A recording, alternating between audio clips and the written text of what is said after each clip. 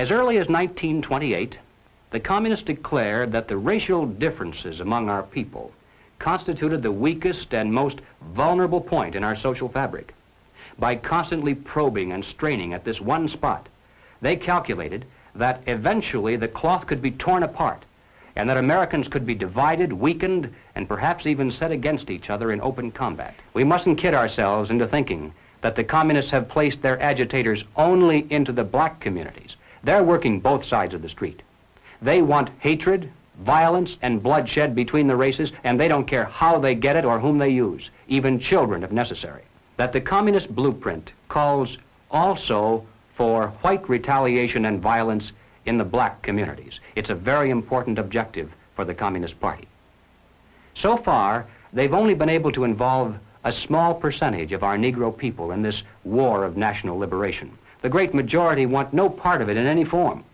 But the one sure way to change that is to have white vigilante groups striking into the Negro sections supposedly to seek revenge.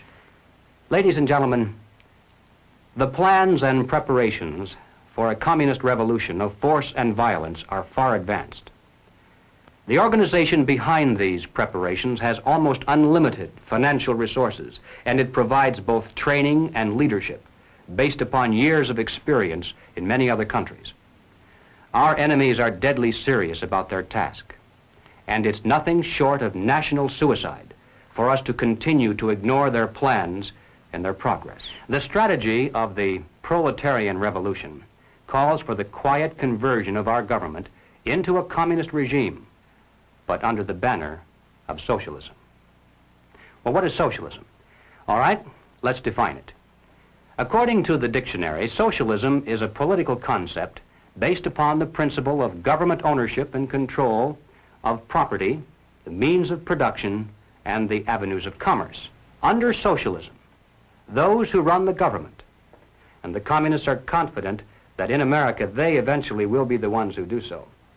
Those who run the government will know who is to get something and who has to wait, and that represents control over human beings.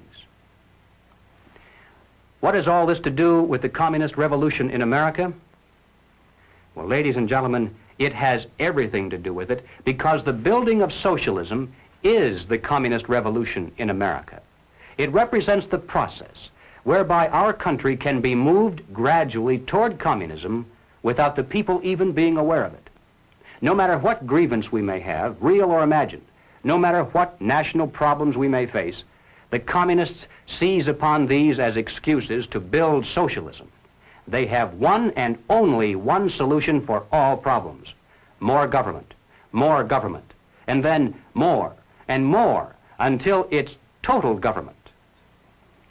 And forgive me for saying it one more time, total government is communism.